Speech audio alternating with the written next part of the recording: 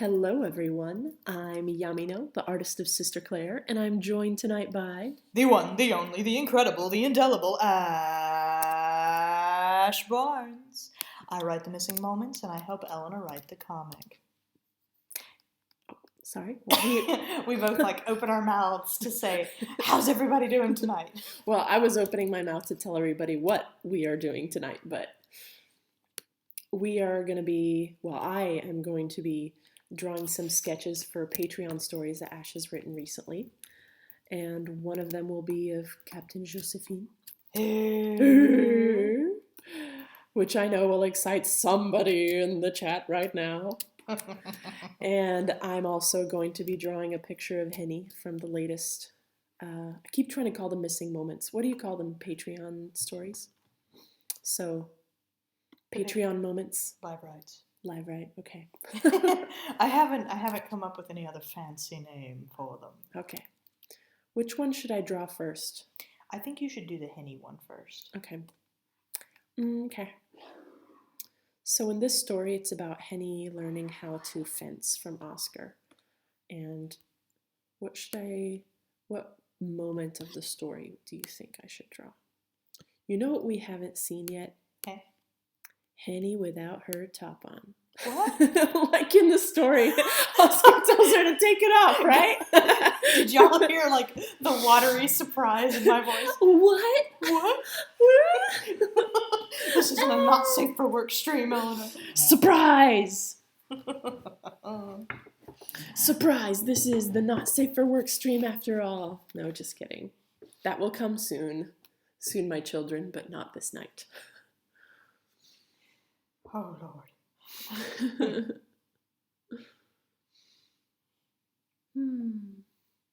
Oh yeah, Lara doesn't recall this drawing of Henny. This was for a previous live write story. Mm-hmm.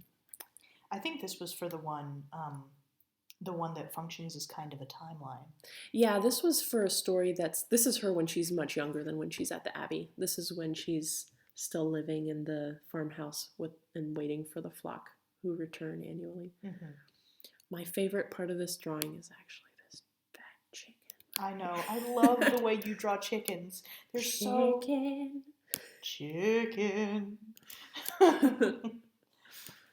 She knows all the words to that song. I know she does. But what should I draw?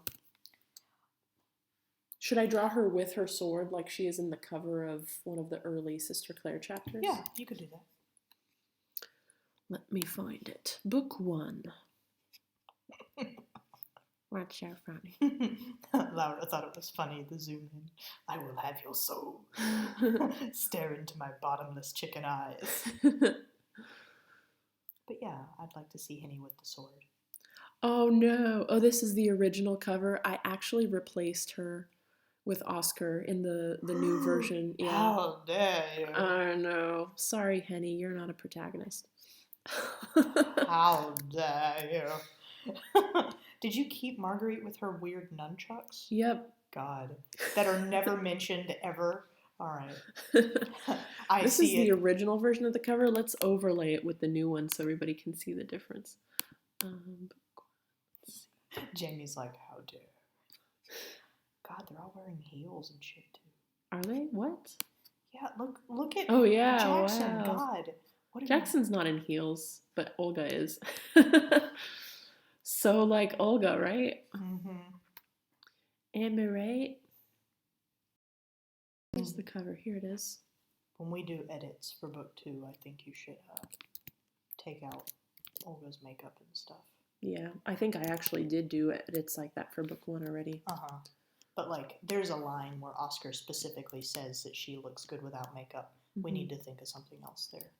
Mm-hmm. That's fine. So, I don't know why this ratio isn't the same, but here's the changes you can kind of see. Oh, you kept Olga's heel. Did I? Well, you know what? I had a lot of edits to do. But Jackson has changed a lot to look more like herself. I did edit Olga a lot as well. Yeah, you did. The only character who was left untouched was Shoot. Marguerite and just Marguerite. No, what's her name? Agnes? Yes, her. Well, you edited her a little bit. Did I? Yeah. Oh yeah, a tiny bit, so her eyes weren't so ugly. But yeah, I turned Henny into Oscar because I was like, sorry, Oscar's a little more important in this story. I also apparently left Jackson with thigh highs, whatever. Maybe she was feeling frisky that day. She was about to go meet Olga, and then some freaking some shit happened. Yeah. Damn it. Okay. Oh man, I just closed my reference picture. Okay. Laura said, "You know, that's a question. Who in the Sister Claire universe can walk in heels?" Gabby. Gabby, yeah, Gabby can. Although every step she takes feels like knives. No, don't you torture her anymore. Because she's a mermaid. God, Eleanor. Haven't you ever read the original Little Mermaid? Yes, I do. I almost said something that is actually a spoiler. You zip that lip, Bash. I'm buttoning it. Anyway, what I was going to say,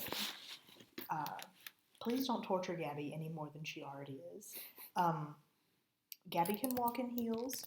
Maman can walk in heels. All over you if you prefer. I think the twins could walk in heels, but they're probably not very practiced at it. Yeah. Except for when they borrow Jackson's heels for dress up time. Yeah. I'm sure Claire cannot. No. Claire would be flat on her face in 2 seconds. Claire would break both ankles. She's stop torturing the characters.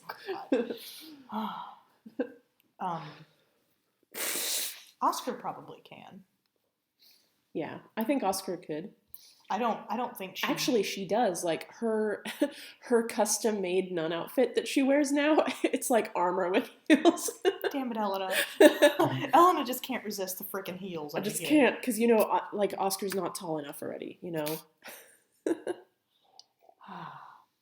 Oh, Jamie says, I imagine Oscar can walk in heels until she knows someone is watching. I don't think she would be terribly shy about being able to walk in heels. I mean, she's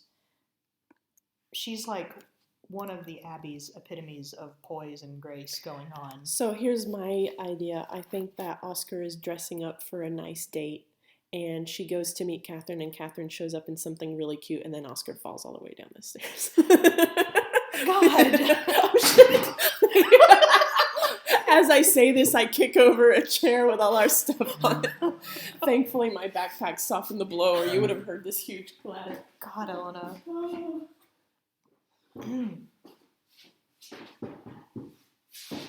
Oh, Kalandra said, aren't heels vanity? Darling, so many things are vanity. Olga wore lipstick. I think things are just ignored kind of right and left. When these women have to put their lives on the line to fight giant monsters, if they want to commit a few supposed sins, I think they're going to be like, you know what? Who's going to frickin' stop us? I'm just imagining, Olga having this, inner turmoil about really wanting to wear, cute makeup and lipstick, but she's like, no, I can't. It's a sin. And then one day she gets, really beat up by a shard, and she's like, you know what? I need some self-care today. And she goes and she puts on this, bright red lipstick and walks in and looks Mother Yolanda in the eye and is like, yeah, that's right. I'm going to wear this if I freaking want to. Mother Yolanda's colorblind and it's like... She makes lipstick with the blood from her cut from the shot. God. Try and stop me. Anyway, let me actually start drawing. What the heck? What is oh, this is my star pen. I was about to be really mad. What is going on right now? Okay, that's a lot better. I've had enough tablet problems, so I'm kind of on edge. Every time my tablet starts to rebel again, I get really pissed off. Laura asked 2 questions. Who is the Sister Claire universe's true punching bag? Catherine or Gabby? My money for now is on Gabby. Who knows what is to come? Catherine is the classic punching bag, and Gabby is the surprise Yeah. punching bag. A challenger appears out of the toilet. Dripping.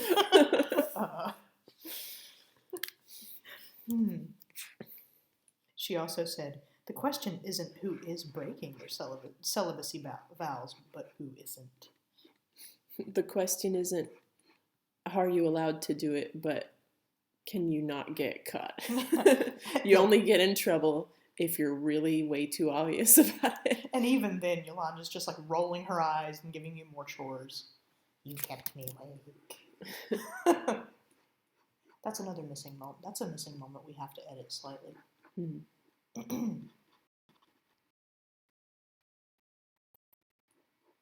Hey, that's not true, bloodsucker proxy. There's at least one celibate person at the Abbey. She's the main character. Oh yeah, Claire. I'm sitting here like, who? All right. Huh.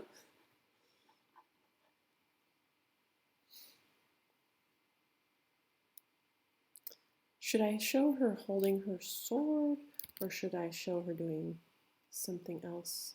This is already reminding me. Can I draw her holding another chicken? I love drawing the chickens. Yes, you can draw her holding another chicken. Oh yes, and Mother Yolanda. I believe Mother Yolanda is celibate. You believe.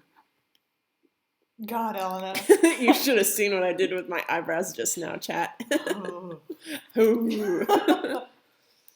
Do you believe Yolanda is celibate?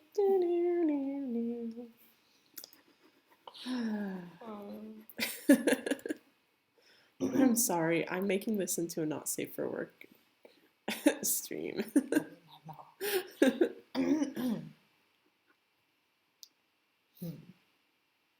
I was gonna say something and I forgot what it was. Oh, what I was gonna say is that this, is she gonna be holding a sword and a chicken? What if the chicken is holding the sword? Elena, so like, why would she just be holding a random chicken? Because they're feeding the chickens and she wants to make sure this chicken is... No, come on, the whole story is about her learning to use swords. Okay. Like, I thought you were going to have her with the chicken under one arm and holding the sword with the other. Okay, we can... How would I pose that? Yeah, that's what Jamie says.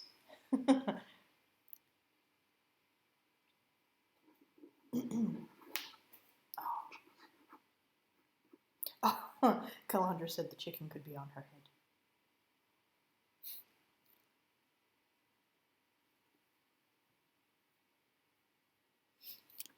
Everybody loves the chicken on her head.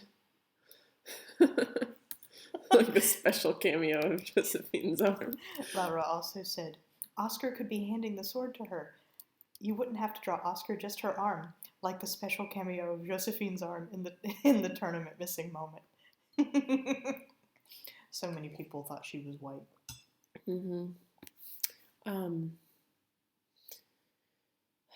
Is she wearing her habit if Oscar is handing her the...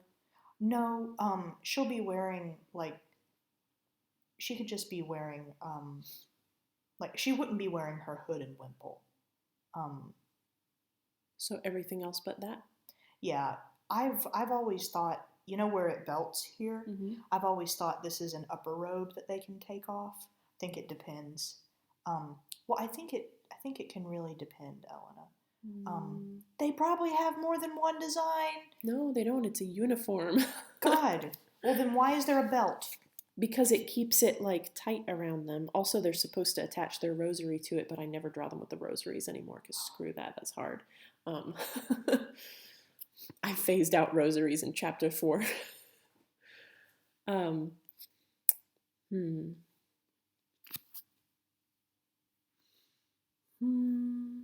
I was imagining, like, some Kenshin BS with, like, her wearing the big nun pants and, like, an undershirt and... This can be skipped ahead to when they do practice regularly and they do wear those, because Oscar owns those. That's what she wears now. Like, in her nun outfit, she could be wearing that. Yeah.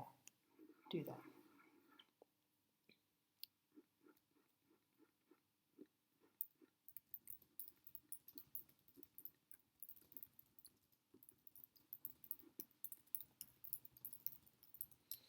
I'm having trouble thinking of a good pose. Speaking of Kenshin, why don't I just look up Kenshin and then steal a pose from that? Yes, that's art.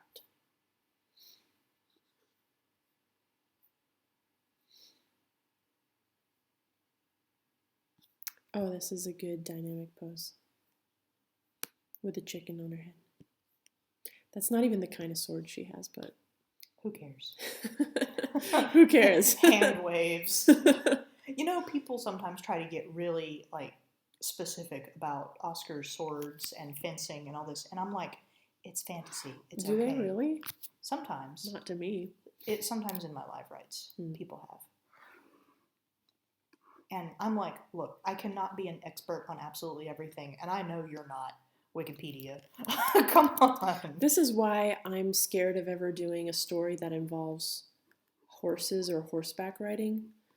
Not only because I'd have to actually draw horses, like the centaur story that I want to do, like the lesbian centaurs. I would love to do it, but I just know that a horse person would read it, and horse people are really intense. And I don't mean a person who's a horse, I mean a person who cares about horses. Because there's two kinds of people. There's people who like, you know, that think horses are okay, meh, whatever.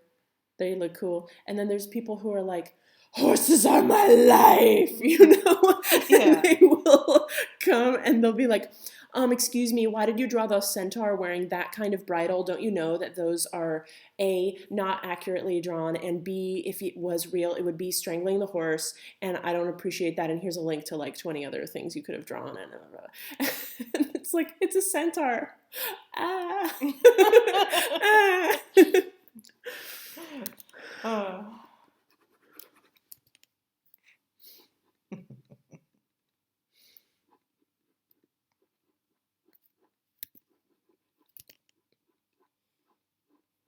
I've also had people be like, you didn't draw those deer centaur's feet right.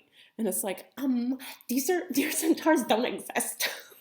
I made it up, okay? Also, they're maids because I feel like it. I just felt like drawing frills. Fight me. God. But then sometimes the turns are tabled and people come in here and try to get all up on me about something that I do know about. It's like, oh, you know not what you have done. I'll get into fisticuffs with you about, like Laura just said, about medieval Japan. Bye, Grant. Goodbye, Grant. Thanks for coming. Sorry your internet didn't want to cooperate. Is everybody else seeing and hearing us okay? I hope it's not the internet here that's being a pain. I don't really know how good my parents' internet is, if it is good for streaming or not. Unfortunately, we don't really have any other option right now.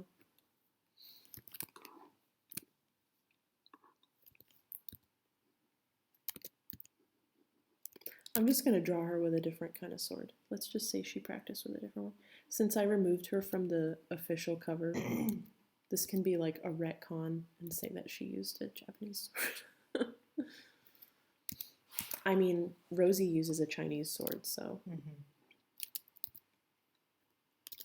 Laura asks, do you remember any time a fan tried to fight you on something you did know about, Ash? There have been plenty of times. Oh, I can think of some. Oh. Like when people tried to tell you about relatives with, mental diseases like Alzheimer's and stuff like that. Yeah, like there was there was something that occurred when we started getting into the missing moments where Mamo's illness is more front and center. And people were arguing over what it was. And someone made a comment, oh, what? And I think they meant well. I'm sure they meant well. I'm sure they did. I seem to recall, just to clarify, that this person, wasn't trying to be a jerk at all, but said something that got me up in arms. Because they were like, oh, I'm sure that what Ash is doing is just combining the symptoms of a lot of really bad things to elicit the most emotional response from the audience. Basically, they were like, she's just cherry picking all of her favorite horrible mental illness, traits to make the worst thing ever and really make us sad. Yeah, and I was like, you know, that really um that really kind of upset me because it was like, no, I'm just writing from experience. Actually, I don't need to cherry pick anything for this to be bad. Like that that sucked. I don't know if it's happened with Claire either.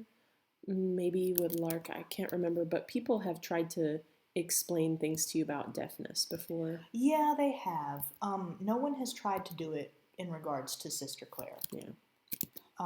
Well, that's not true. Someone tried to tell me there's a missing moment pretty early on after Clementine is introduced, like when she's adopted by the flock, uh, when Lark helps Clementine communicate with the finger language, as it's called, in Sister Claire.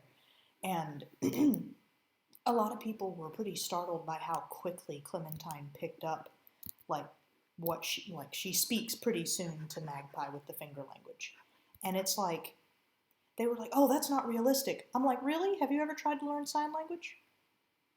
If you were so determined to communicate and you had someone who was willing to sit with you for several hours and help you practice a few basic sentences and questions, don't you think you could get it?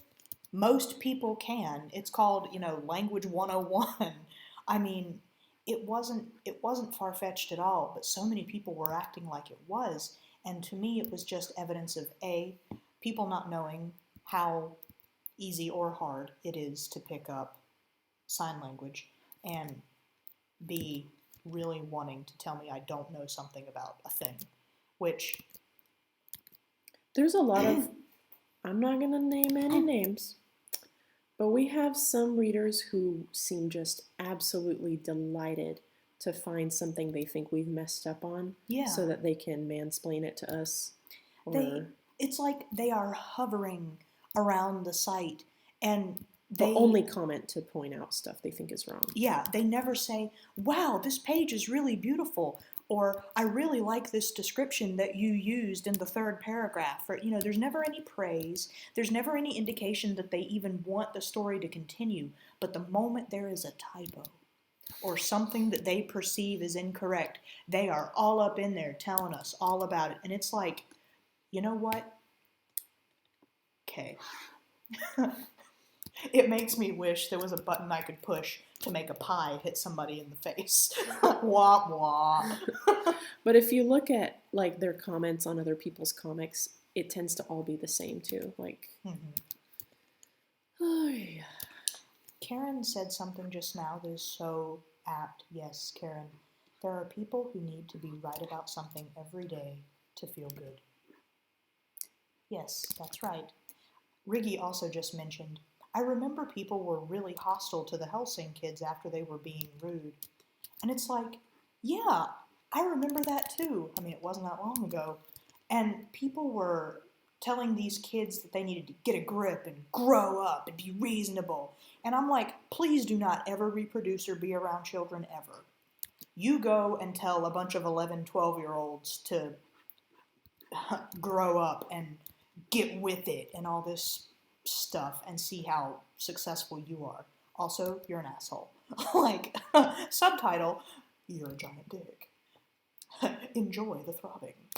But it's just, it was so intense, the vitriol that people were spewing toward these kids. And I think because kids being rude to other children, especially when you sympathize with the person that's Especially when it's like one of the protagonists. yeah, that you like, if you sympathize with the person that's on the brunt or on the receiving end of the rudeness, it's understandable to want to defend them, but at the same time, everyone in that room was a child, everyone, and I wish people had taken cues from Clementine herself, who, yes, it bothered her, but she was willing to be like, okay, there's obviously something else going on beyond what I am seeing, so let's talk about it. like a reasonable person, and then you have, 20 somethings, 30 somethings, 40 somethings in our comments section who are being like, these children need to die. Oh, God. And it's like, oh my gosh.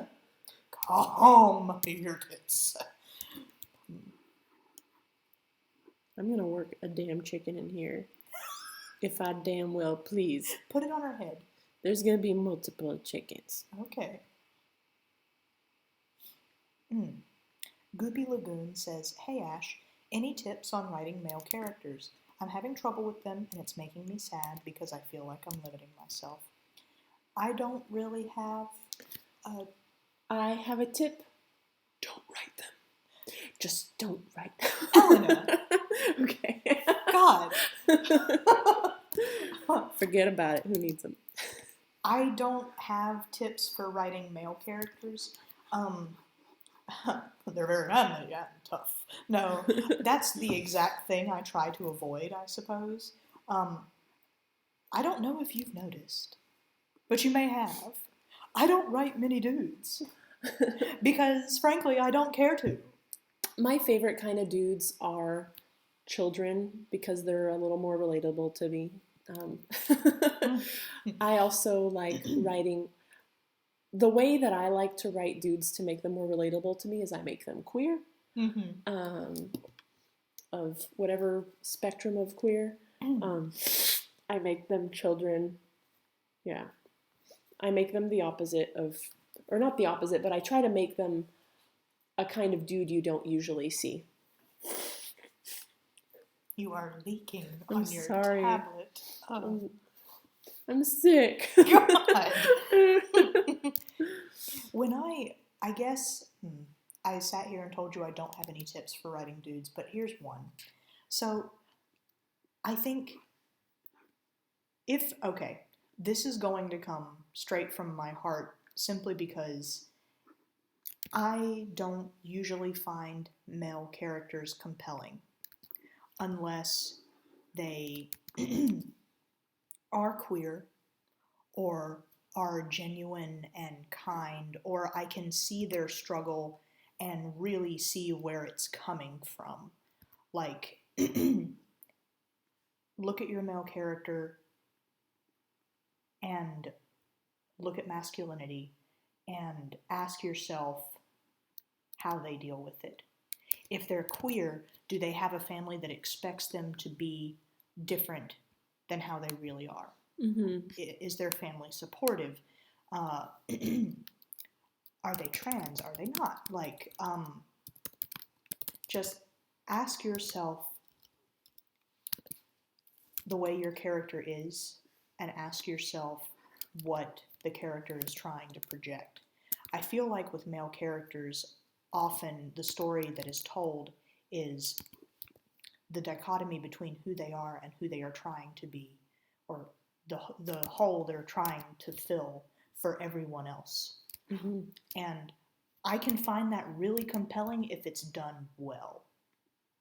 Yeah, I think these are really good points.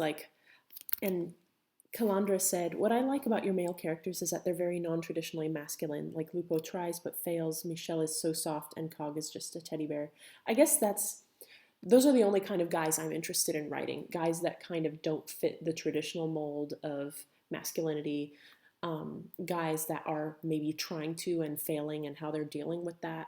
Or guys who have no interest in fitting that, or who are somewhere with one foot in each camp, or like Michelle, very in touch with their feminine side, and that's fine. Or when you think about, okay, so think about Michelle, okay? Think about him just for a minute. Like, he is the king of a country. He's the king of a country. He has to run this entire city-state, and his face is on all the money. He has to balance that with also being Oscar's father, and that was kind of sprung on him. He didn't...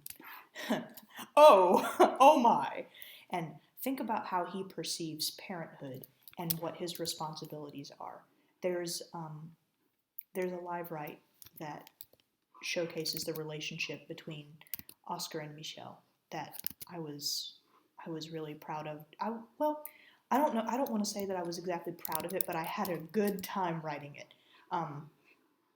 Michelle is by no means this like overbearing figure in Oscar's life, but what he tries to be more than anything is really supportive of her. And like,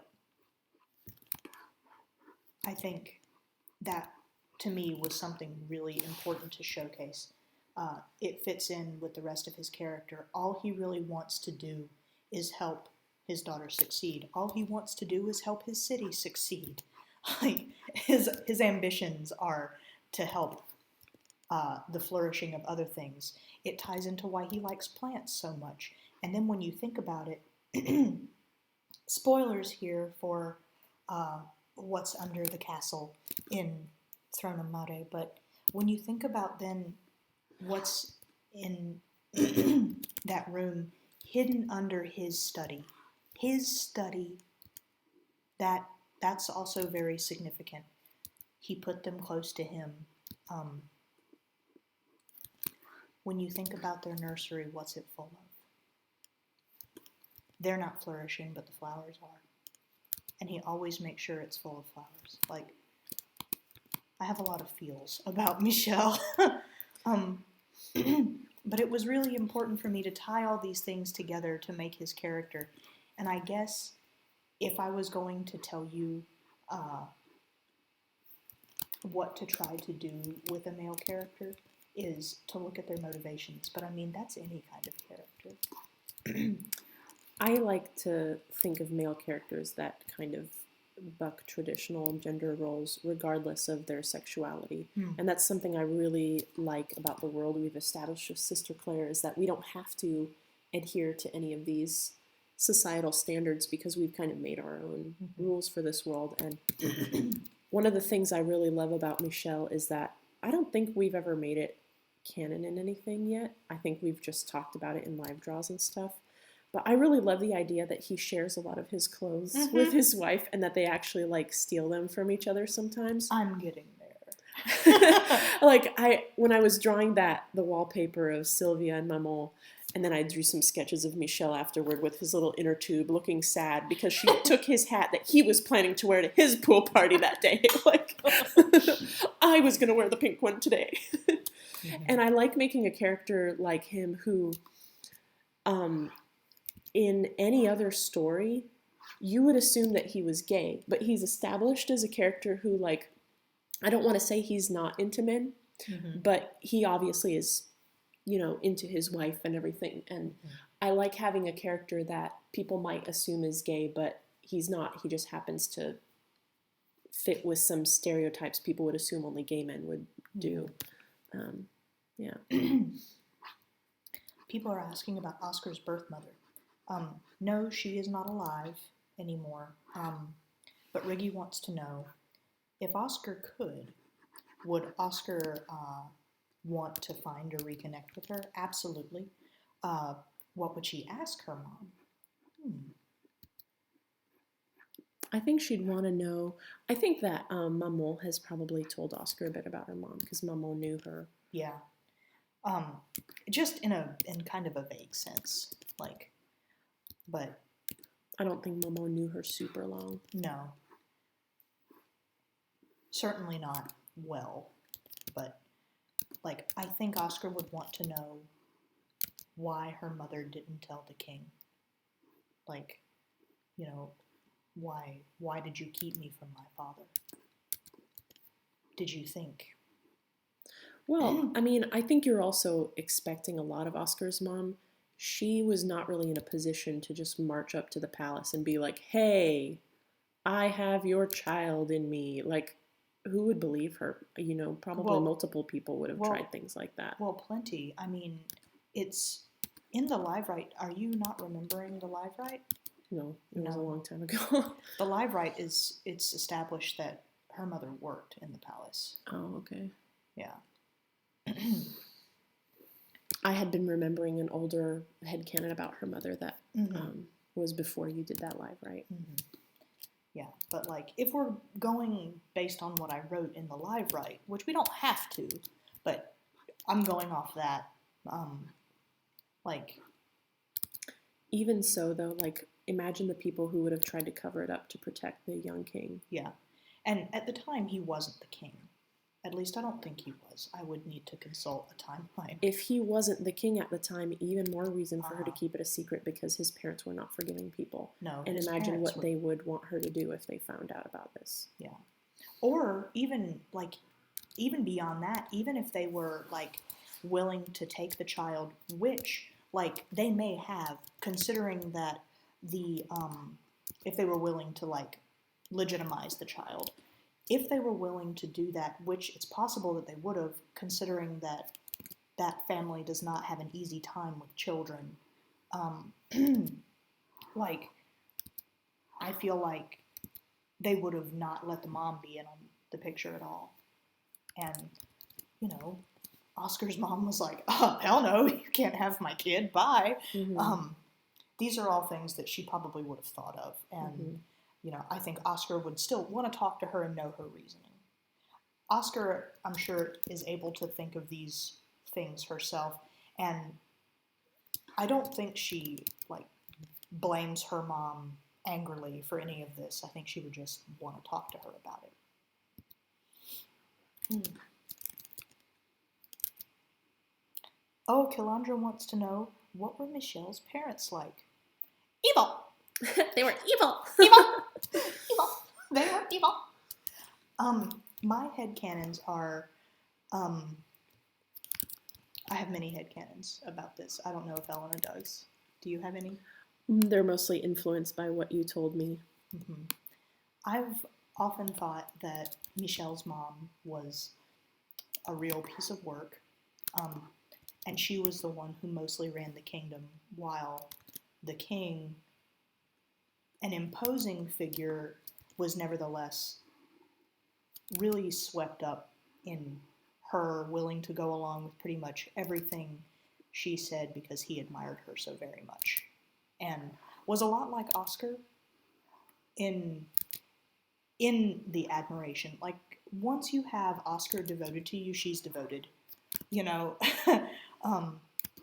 it's not as though she can't think for herself, but think of Oscar's loyalty to Catherine, and that would have been how Michelle's father was to Michelle's mother.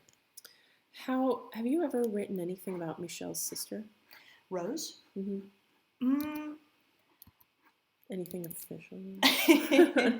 not, no, not in a live write. I've mentioned her once. That would be a really interesting thing to do a live write about if you wanted to. Rosalie is named for her. Mm-hmm. Michelle's sister was older by a few minutes. They were twins. And she was being groomed to take over the kingdom, but died very unexpectedly. And kind of left the kingdom in a lurch. And Michelle was not intended to take the throne. He was groomed to be like her advisor and her support, kind of like his father was to his mother, except, you know, brother and sister instead of husband and wife.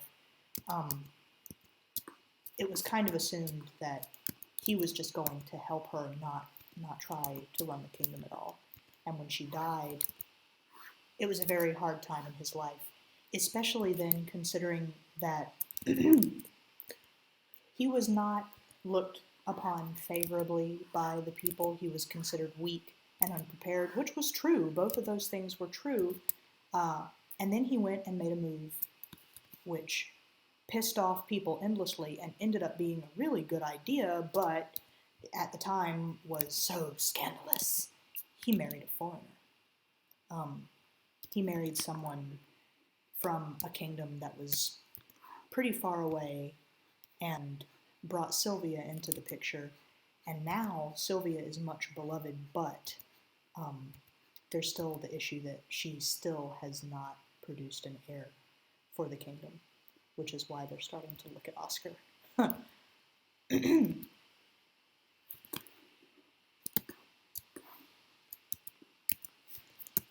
I'm just making this sword up as I go.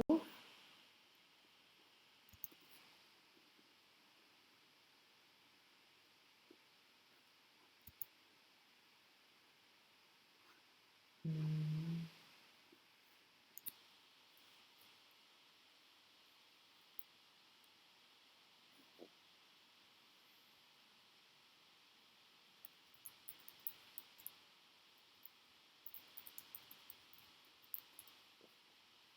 Good questions. Mm-hmm. Riggy said, "Where are they now? Sister Claire edition. Rose, Maman, Dove, Egg, Leah, Nib, Pedro, Whist, Zora." So many questions. It's like, and some of the answers will break your heart. Oh. And some of them I don't know. I haven't gotten there yet. TBA. Yeah. Or TBD. Mm-hmm. What does the D stand for? Determined. To be determined. I thought you were saying to be dead. I'm like, God! stop.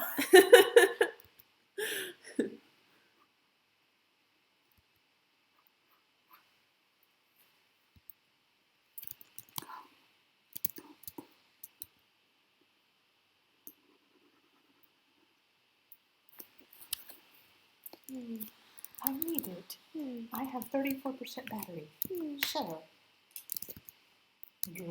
Droodle. I need power.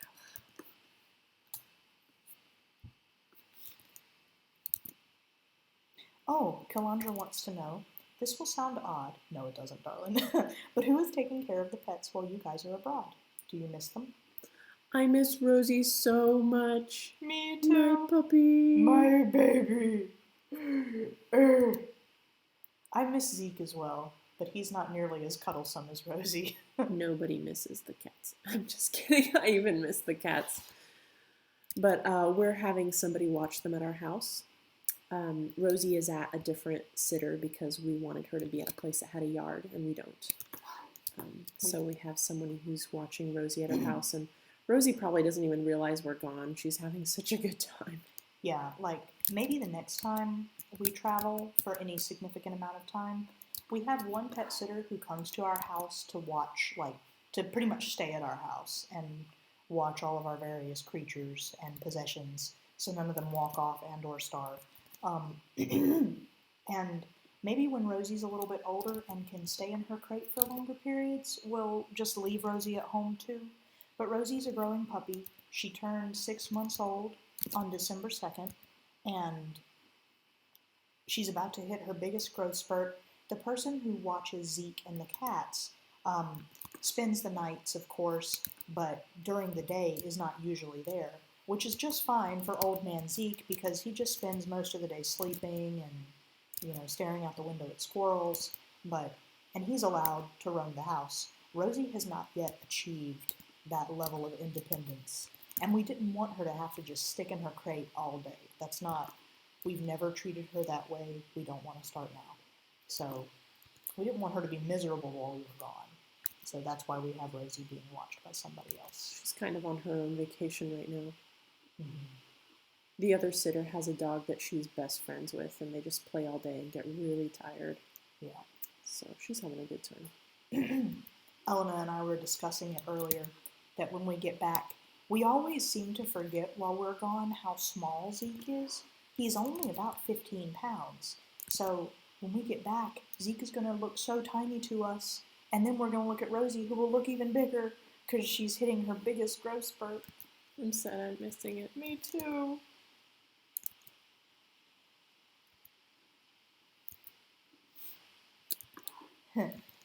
Raffle Cookie says, "Hey, it's been a long time since we've seen Sister Henrietta. Is she going to appear in the comic again? In all honesty, probably not. Or if she does, it will be the Such briefest. a minor cameo. Yeah, like don't look for any chapters devoted to Henny. Sorry, Maybe missing moments. yeah, like missing moments offer a lot more room for negotiating in more characters. Like we've recently gone back to Throne and Mare. I'm going to be writing that because there's something coming up that's really important there. I like writing about Throne and Mare. I like writing about the way the city works and the people who live in it, the people who surround our cast in general when they were younger. It's going to be fun. I haven't gotten to write Oscar in a while. Mm-hmm. It was fun to write her today in the library.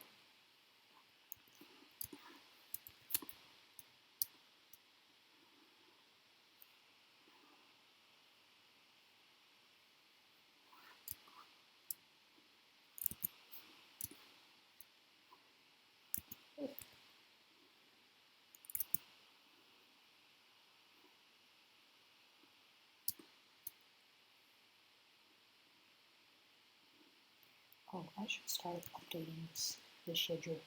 The schedule. The schedule. So we're gonna do another live draw and live write tomorrow night, right? Mm-hmm. Christmas Eve. Oh, Have to be festive. maybe a sexy Santa picture. Ah. Sexy Bruno Santa.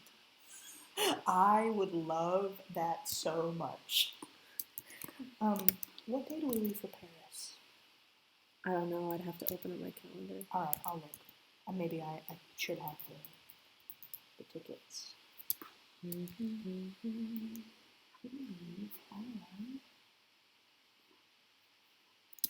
Oh, shoot.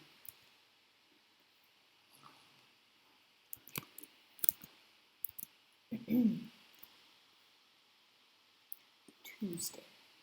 Okay.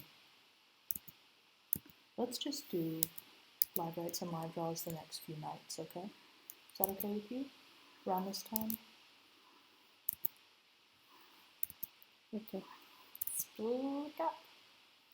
It's just it's the only time I can chat with some people. But we can see. Maybe if we did them a little earlier. Okay. Like that, maybe. Maybe an hour earlier than this. Okay. But what about tomorrow night? Do you want that to also be earlier? Yeah, what time did we start this one? 11? You want to do this one closer to 10? Yeah, like my live write started at 10. Oh, okay. I mean, my live write started at 11, and then this was supposed to start at midnight, but it was delayed. Mm-hmm. Yeah. Oh, I forgot to tell people, I forgot to reblog about the live draw. That's okay. There's 18 people here. Okay. But we can do another one tomorrow. The chickens are so cute. I love them. Let's do a comic all about chickens. Be easy. Mm-hmm. There's a couple questions. Laura asked, I think Throne of Mate is where most of the Sister Claire Patreon original characters are at. Isn't that right? Yes, that is correct.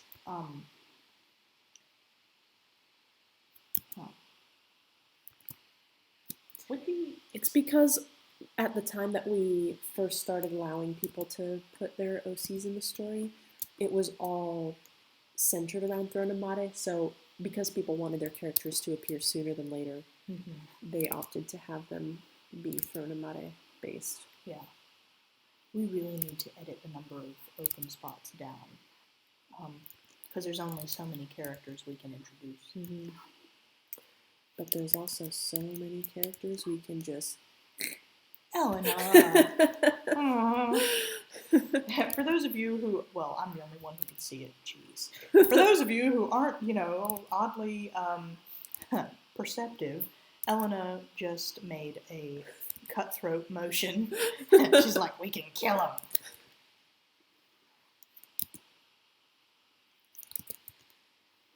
God, I can't draw this frickin' round chicken. There we go. That's round enough. They don't have to be perfect circles. That shape is only for Claire. They can be egg-shaped. That's fitting. Karen also asked, so, Ash, considering today's live write, do you think Catherine would bring snacks to watch the flirty sword lessons? I don't honestly think that Oscar and Henny would flirt all that much. I think Oscar was, gently teasing. But I do think Catherine would come out some mornings to watch, and so would Rosalie and Marie. Because Oscar practices by herself before she does the daily lessons with Rosie.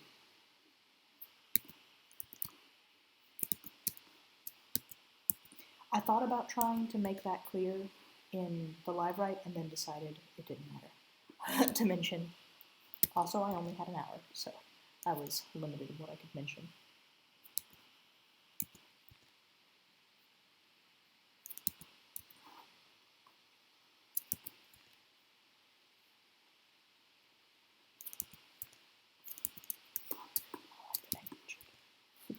Angry Birds.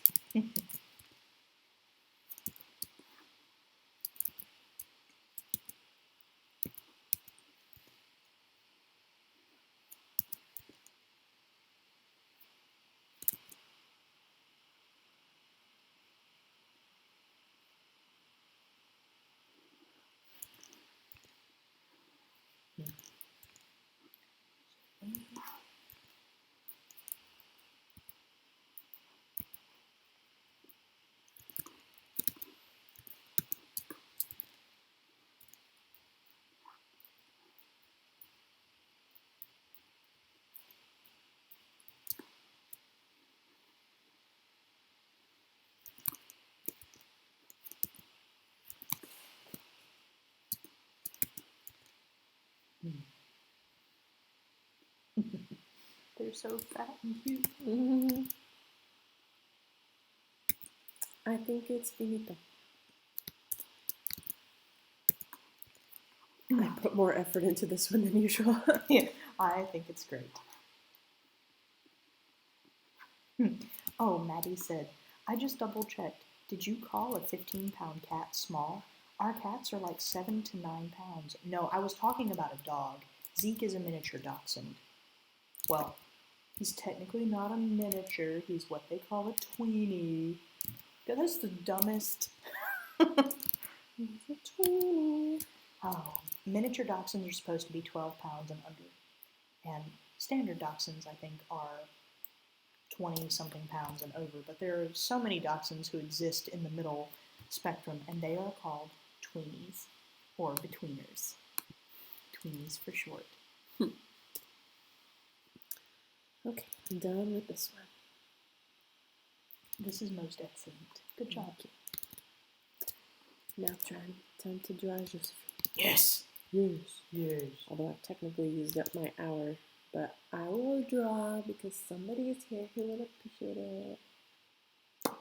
Please. Okay. Onegaishimasu.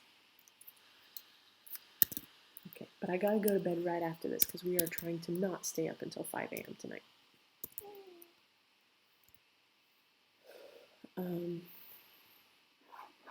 Where did my picture just go?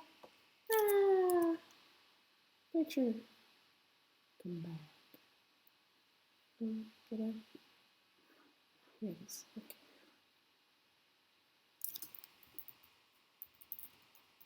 So you want me to start the live right tomorrow at 10? Mm-hmm.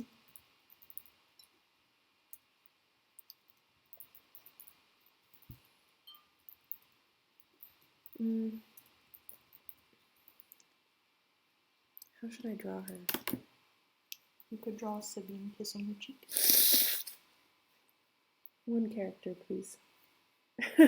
You read the story.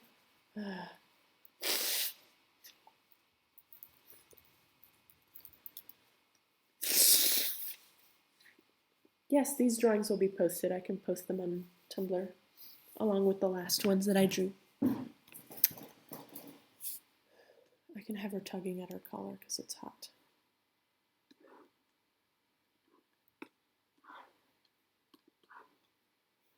Calandra wants to know if your background is Moana. Mm-hmm. Moana, make way, make way.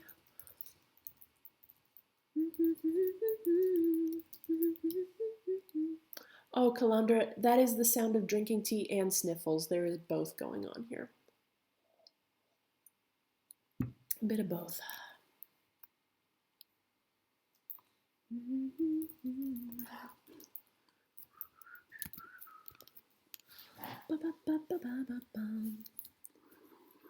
Who needs a new song? This one is all we need. Thank you. I hope I feel better soon too.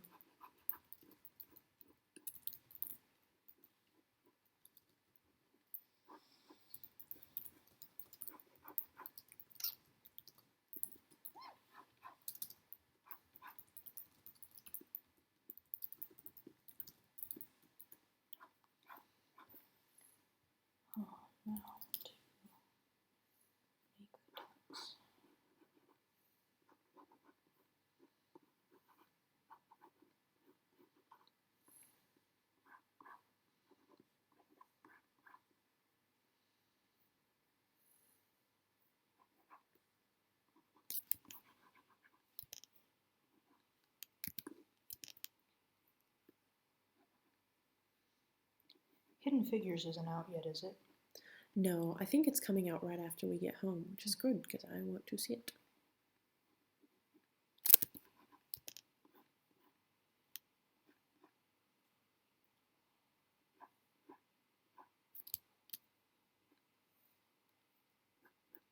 Yes, I like it.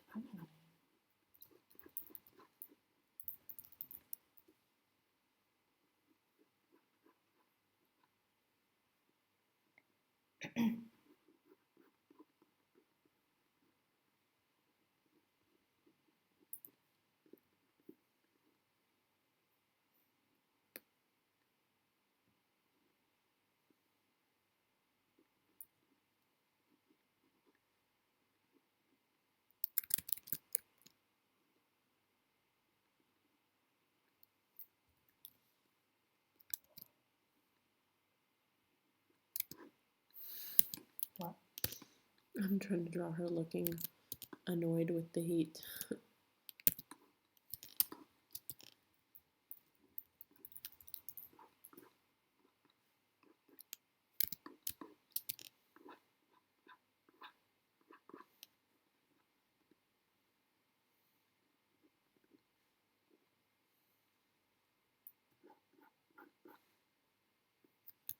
How many times have we been to see Moana? I've seen it 3 times in theaters, and Ash has seen it 4. It's because we keep. Yeah, I think we've seen it 4 times. Well, first we saw it, then we saw it with Jesse, right? And then we saw it with Sarah. You saw it with Ryan too, so you've seen it 4 times. I haven't seen it with Ryan. You saw it with somebody that My mother. Oh, okay, yeah. Yeah, I saw it with my mom. So you've seen it 4 times. I guess I have seen it 4 times. Oh, did we see it with David too? So maybe I've seen it 4 times. Have I seen it 5 times? I think you've seen it 5 times. It's a really good movie, but I can hold out for, a while before seeing it again.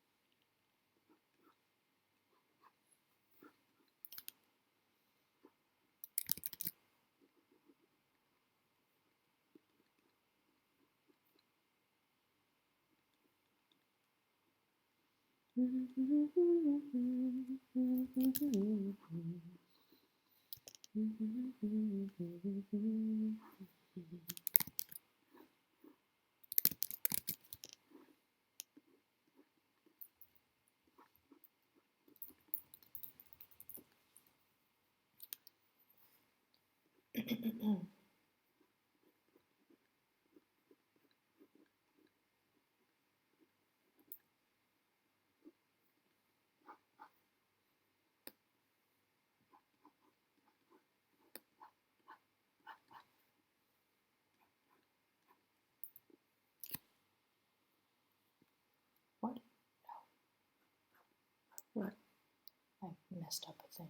Don't mess up the thing. Stop it. Stop messing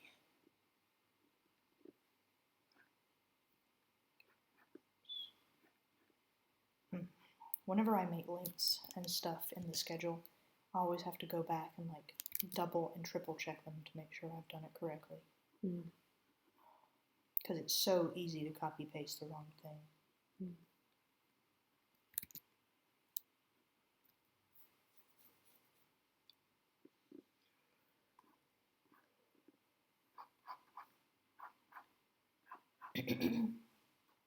This could just as easily be Josephine being flustered, so you can use this in multiple parts of the story.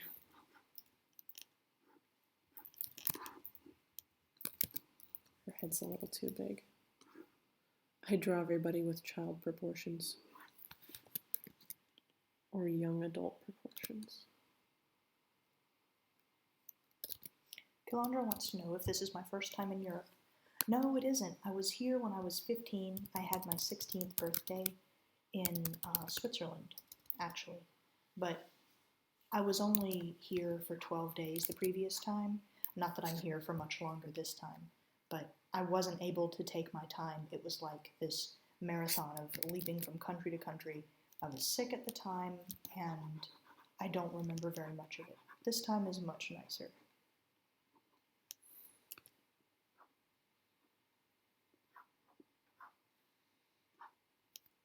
Hmm.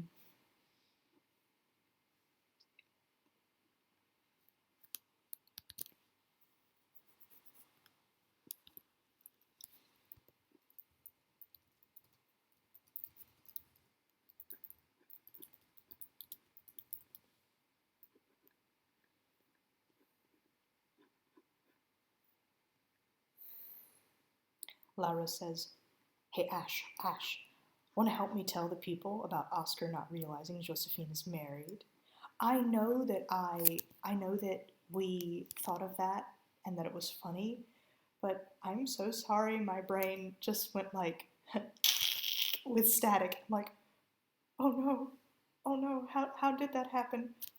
Oh no, I'm supposed to help narrate this. And now I can't. I'm sorry. I think you should tell them. And I will sit here and feel like a fool for not remembering everything.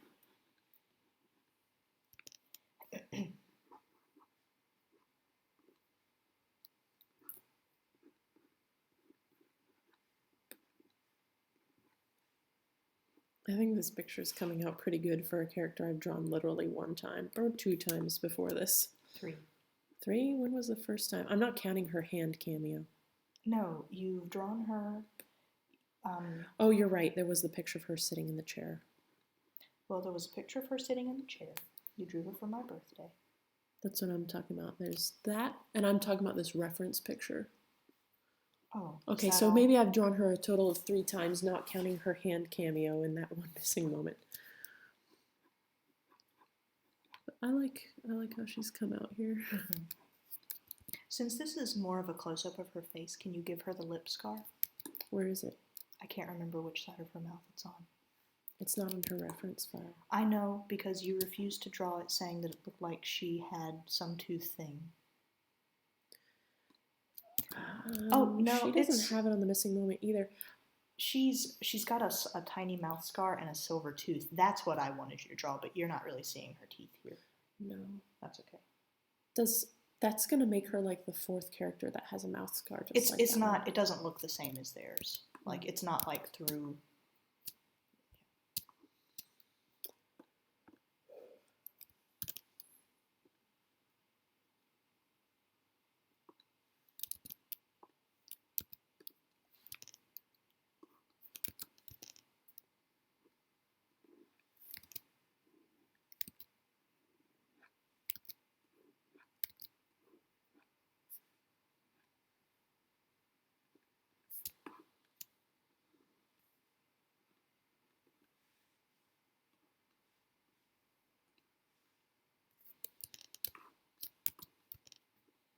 Characters with mouth scars. Clementine, Lupo, Abraham. So she would be the 4th one. Mm-hmm. They all look pretty different, with the exception of Lupo. Lupo and Clementines are pretty much the same, mm-hmm. But she has them all over. And Olga had some on her face, but they weren't. She has one over her eye. Mm-hmm.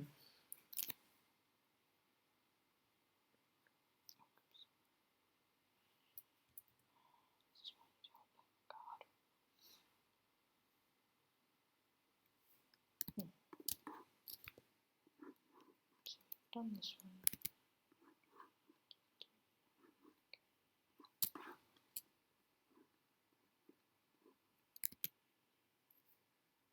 Hi, Romantic Fox.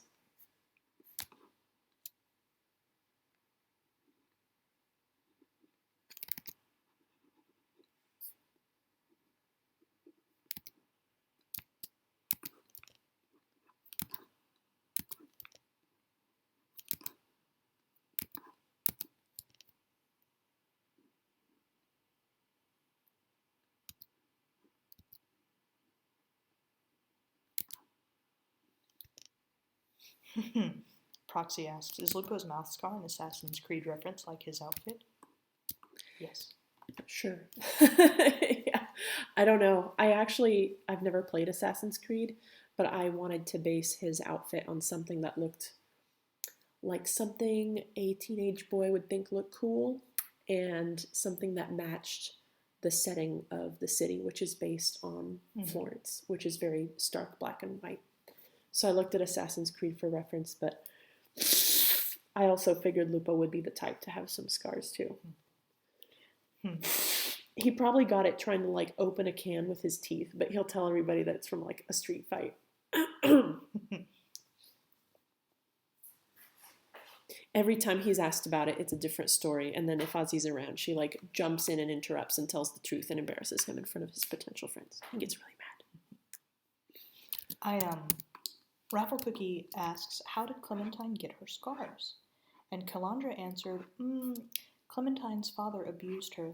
Yes, he did, but that's not where the scars come from, or at least not the majority of them. Most of her scars came way after that. Yeah, they came from shards, which is what Ricky says. Yeah. That's true. Like, Clementine, in purifying in quotes, in helping shards, that's not the easiest thing to do. Getting close to them often results in her getting wounded. Keep in mind, too, that when she is in close enough proximity to certain shards, if they are injured, so is she. Remember Claire with the mega shard? Yeah, and in the missing moments, the Helsing nuns are. This is when Clementine comes to Salvation, the capital city, which we haven't seen that much of. It's where Lupo lives, where his bar, well, his family's restaurant is. The pub. The pub. That's Salvation.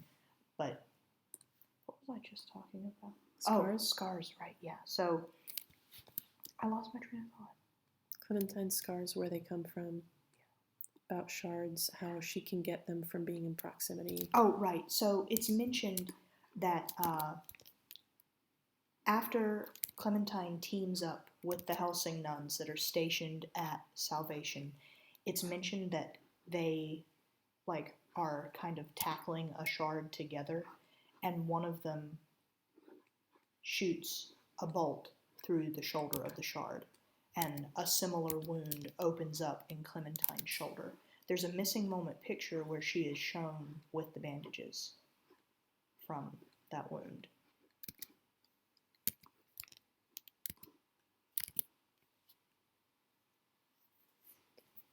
Now people in the chat are talking about their scars. You have one from where that teacher stabbed you by accident with her fingernail. Yeah, like it always alarms people when I show them this little scar on my my forearm, my inner forearm, and I tell them, yeah, my teacher gave this to me, and they're like, oh my god, has she been arrested? But it's really actually a really boring reason. We were playing Capture the Flag in 2nd grade, and she got a little bit too enthusiastic about it, and when she grabbed me out of jail, she dug her fingernail into my arm, and I still have a scar from it to this day. I have a scar that nuns gave me when they did that surgery on my toe, and it's still there. God, Elena.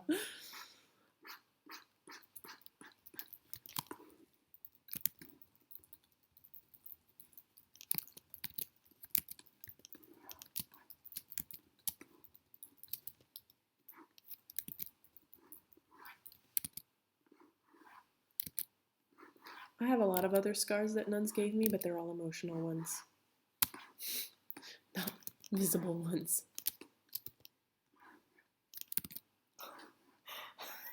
Laura, I'd almost forgotten about that. Laura asks, hey, did Clementine ever find out one of her horn shards basically smoked a nun ally? No, she doesn't know about that, Sister Mary. Sorry, Sister Mary, I created you and then killed you.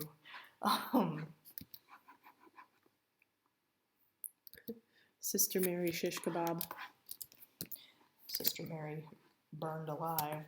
Let me look in the archives. I want to find that picture. Oh, it's around.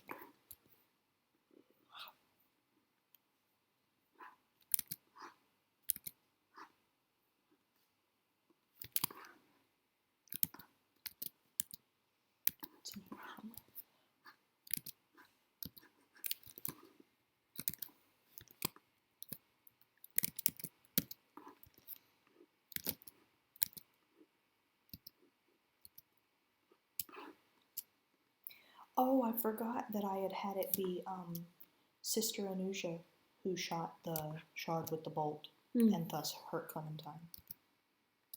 I remembered that Anusha had been there, like, because Anusha recognizes Clementine when she comes to the Helsing Abbey later.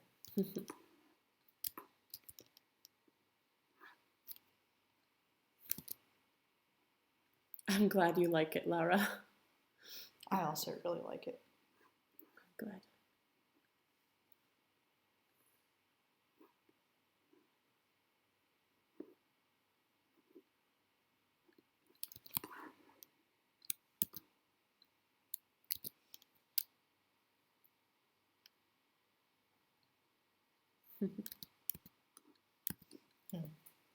Trying to think about my scars. I have one on my wrist that's really obvious, like on the side, right, like leading from my thumb down, and it's pretty obvious, but like lots of people don't notice it until I'm asked a question like this. Do you have any scars? And it's like, yeah, right here. I got that when I was a kid, and I have one. Someone in the chat, let me put my glasses back on so I can see who it was. Karen says that she has one on her lip from a dog bite, but it is little and I can cover it with a little foundation. Yeah, I have a dog bite scar right under, either right over or right under my eye. And it's very slight, and I don't notice it that much because the rim of my glasses like covers it up. But if I'm ever looking at myself really closely in a mirror with my glasses off, I'm like, oh yeah, hey, look at that. I thought you were going to talk the other place you got bit. No. God, Eleanor. Oh, speaking of, I've been bitten by dogs multiple times in my life, and I have another scar on my ass. Thanks, Eleanor. You're welcome.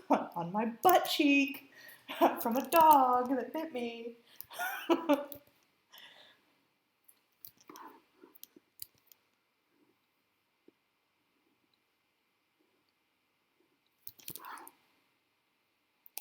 I'm going to be right back.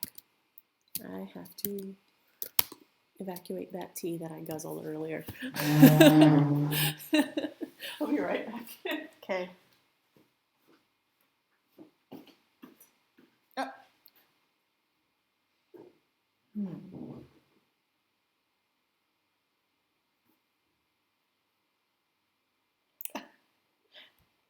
Karen, you are not. Oh my God. I can't. I don't even have a reply. I'm flustered.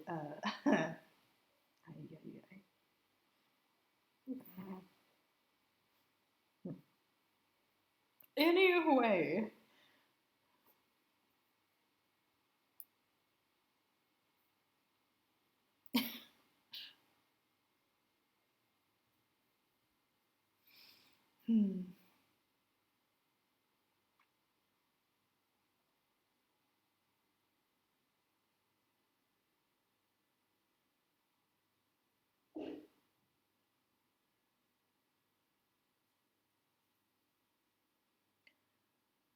Oh.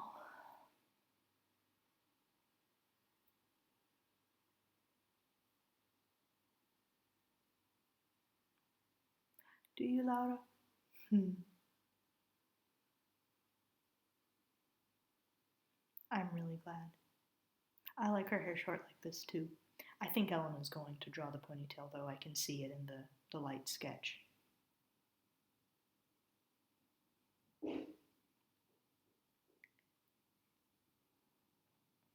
Jamie, I did not know you cooked professionally.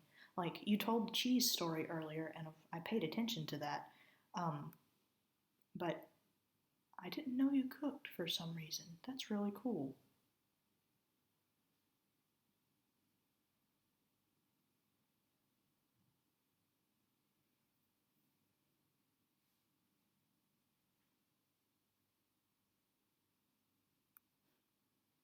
When she comes back, I'll tell her she can leave it.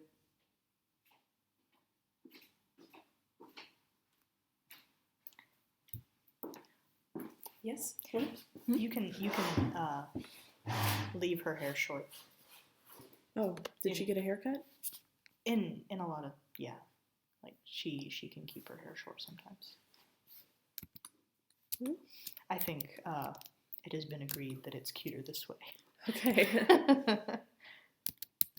It makes her look more her age, I feel, when it's longer, but, it's not my OC.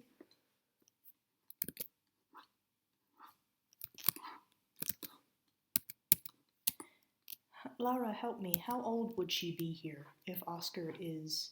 Captain Josephine isn't actually that old.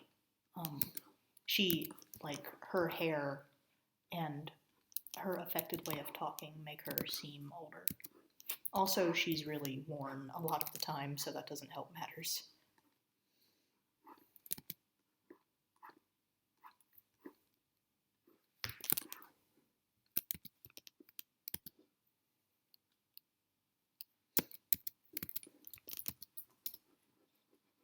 Every time I have a timeline question, especially about the characters in Throne of Nottingham, I'm like, Laura, help me! I am not good with numbers.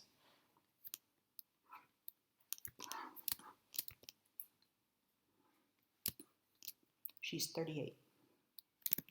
Here. Yeah.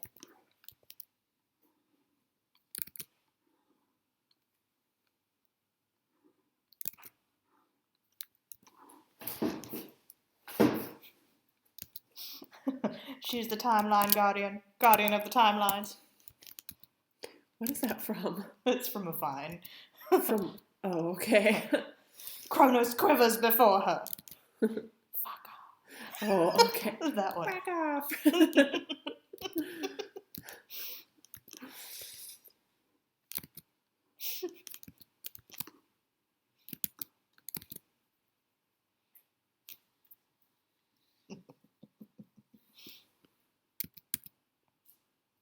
Bye, Matty.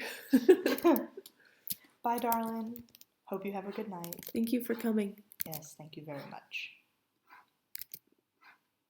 Are we going to do a meetup while we're in Paris, Eleanor? Yes, we need to decide on that. Yeah, okay. Are we going to do it at a bubble tea place? I don't know. I have yet to look up relevant places.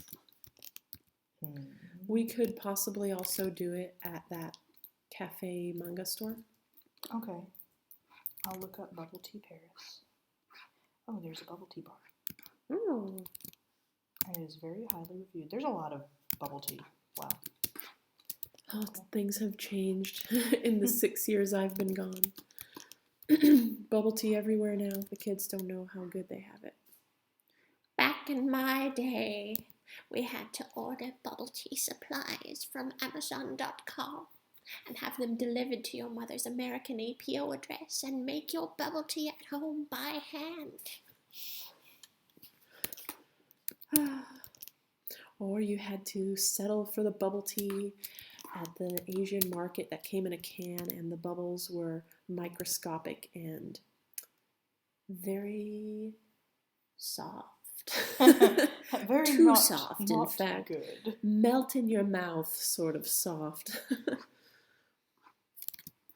It was a dark time, Harry. Dark time.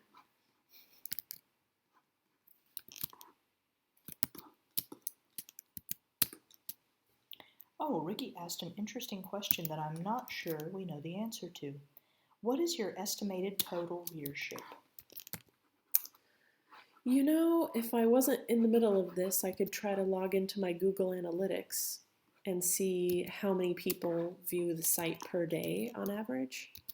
But that's about the best kind of guess I could give. We had, at one point, I know it was well over 20,000. Yeah, and that was maybe 2 years ago. Yeah. So I believe it's even more than that now. And that was like before we did a bunch of cool stuff. So yeah, I'm sure. That might have even been before Missing Moments. Whoa, yeah. So with more updates now, I'm sure we're doing pretty good.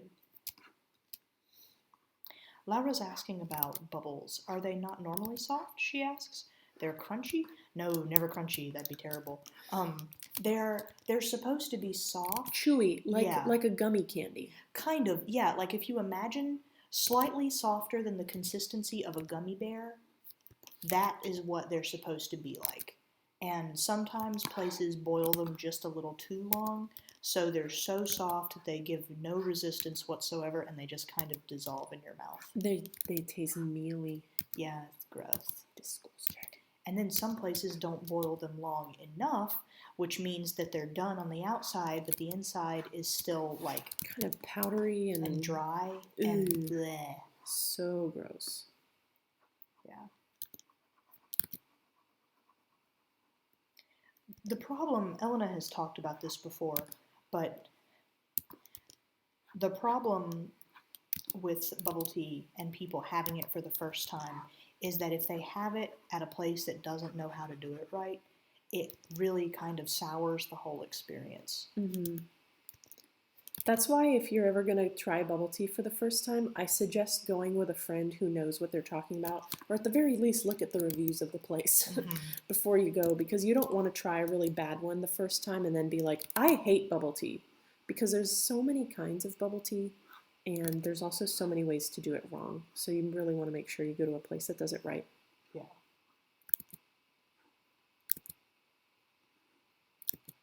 Oh, a lot of these places are so small. Bubble tea places in Paris. Mm-hmm. And I want to be sure that, there's going to be actual room for us there. If there isn't, we can always move, though. We can go somewhere else. Yeah, well, this looks nice. The place that had the best reviews had 0 seating. Mm. It's like, great. This place looks good, though. I'll send it to you later. Okay.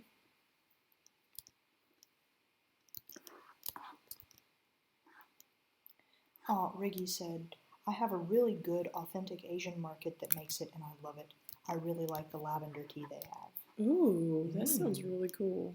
We go to a place back in North Carolina called Grand Asia, and they also make really excellent bubble tea, but they've only got they've got a few, like, milk tea sort of flavors, but the other ones are, like, ultra thick fruit smoothies. So if you're not in the mood for, like, mango explosion, yeah, or like avocado flavor, which can be good sometimes. The problem is they add a thickening agent to their smoothies, which I don't like, and I think I might even be like allergic to, or it makes me feel kind of nauseous, because I don't normally feel nauseous when I have avocado or mango, but sometimes when I get theirs, it's something about the texture and the thickness of it actually does make me feel kind of sick. So I always get the milk tea, which is good, but after a while I get bored of just the same milk tea all the time. So thankfully we found another bubble tea place that we frequent even more now that has a huge selection. It's called Quickly, and it's a chain apparently. Mm-hmm.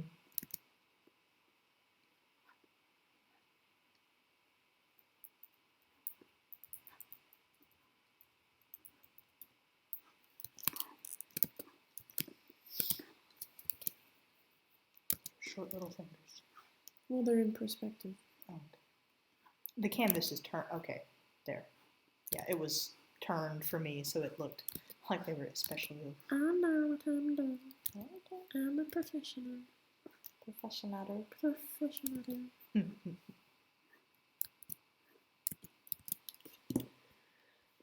Ooh, Salute. Thank you. Yeah.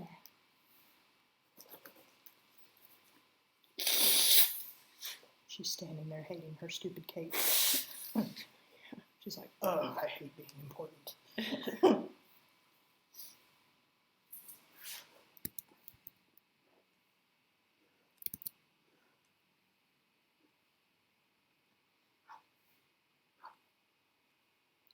I really like bubble tea, but I don't think anyone can match the enthusiasm for bubble tea that Ellen has. Bubble tea in the morning, bubble tea in the evening. It doesn't work with that song. No. Pizza at supper time. When pizza's on the table, you can eat pizza anytime. What is that from? It was this commercial that played all the time in the 90s for like pizza bagels or like pizza bites or something. Oh, bagel bites. Bagel bites, that's right. But it would go pizza in the morning, pizza in the evening, pizza at supper time. When pizza's on the table, you can eat pizza anytime. And it doesn't make any sense because, duh, you can eat anything that's on the table. I could eat this mug if I wanted. You were really... Anytime. But but it was so catchy, and like kids would sing it at school. It became kind of an inside joke with me and David, but that's how I am about bubble tea. I want to have bubble tea anytime. I can have multiple bubble teas a day. I can have multiple bubble teas within the hour. If we're at a meetup, I'll get like one at the start and then one for the road. Mm-hmm. Yeah. Elena is ultra intense about the bubble tea. Let's put it this way, if I was a Pokemon NPC, you know how they have like bug catcher and stuff, I would be Pokemon, and I would be bubble tea Pokeball master Elena. God. And like my little icon would show up and I'd have like Pokeballs in my bubble tea. And my catchphrase would be something like, the balls in my bubble tea look like Pokeballs because I went to this Pokemon themed bubble tea place. I love bubble tea. And then I would have a fight and all my Pokemon would be shaped like balls. Yep, that'd be me. Very nice. Ash is just giving me this look like, I married this. Ah.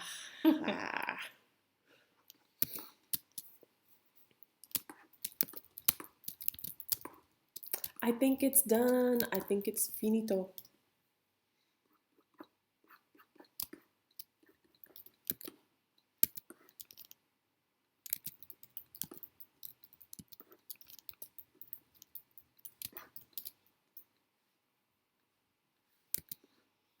Riggy said, imagine Sister Claire bubble tea. Oh my god. I have drawn some of the characters of Sister Claire having bubble tea in a bubble tea shop. When I was first coming up with Sister Claire at SCAD, I would go to Metro, which was my favorite bubble tea place, and I would draw, and sometimes I drew Claire with bubble tea. And for my birthday, my friend Lily drew a picture of Claire and Gabrielle having bubble tea. So yeah, Claire has a history with bubble tea, even if it's hidden. Jeez, do you hear the wind? I do. It's so loud. On that note, I think you should ask if there's any more questions because I'm done. Are there any more questions, anybody?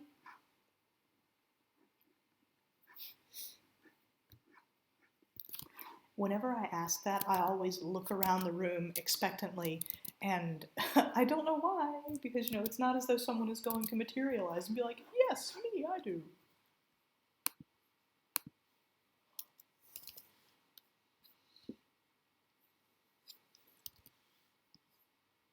Oh, I forgot to draw this thing. She also doesn't have her sword. It's okay. Oh yeah, she should have her sword. Plus. And her sash, too. God, her outfit's so complicated. Who designed this? I wonder. Elena designs ultra complicated character. Also, Elena complains bitterly about having to draw them.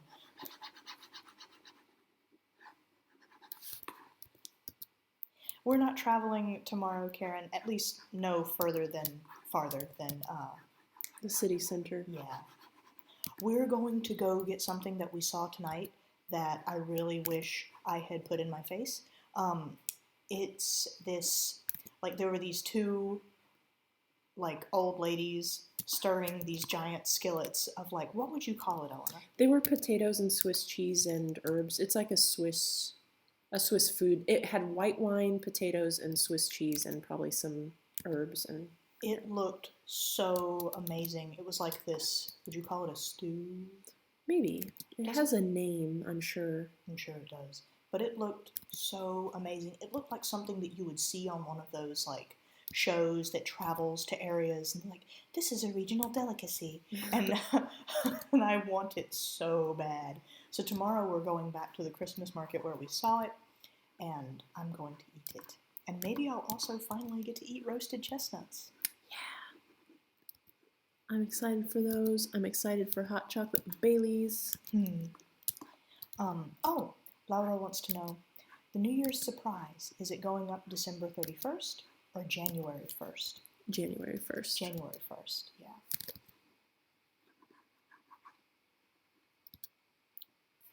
We may do some kind of live stream or something on New Year's Eve, but then again, I'm not sure yet. By the way, for all interested parties, I have updated the schedule as it is known so far. I may add a couple more things, but I've added the next 3 live writes and live draws. It's really easy to remember. For the next 3 days, we'll be doing both a live write and a live draw, starting at 10 p.m. our time here, so an hour earlier than we started today. I'll live write for an hour, and then we will live draw for an hour.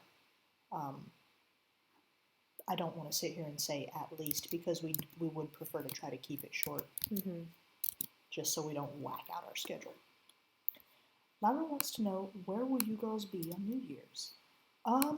Let me see if we'll be in Paris. No, we won't. We'll be here. Okay. Pretty sure. Well, now that you've said that, let me see. I'm actually not sure. We will be here in Brussels on New Year's Eve.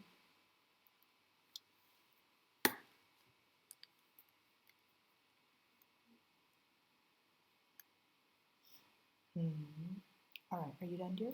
Yep, I think it's time to say goodnight. All right, last chance, anyone? Any more questions?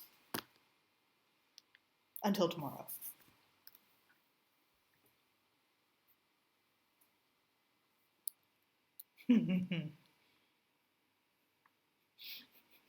Lara said, so you will be in 2017 before me. For once I will meet the future before you. We'll tell you how it is if it's any better than 2016. Oh, God, I hope so. It has to be. There's no way it can be worse, right? Let's not jinx it. We're really looking forward to being able to spend the holidays with y'all. Thank you so much for being here with us and for us, for reading our comic, for reading my stories, and watching Elena draw and seeing what we come up with. It really means so much to us. Thank you so much. And on that very sappy note, I think we should sing. Good night. Good night. Good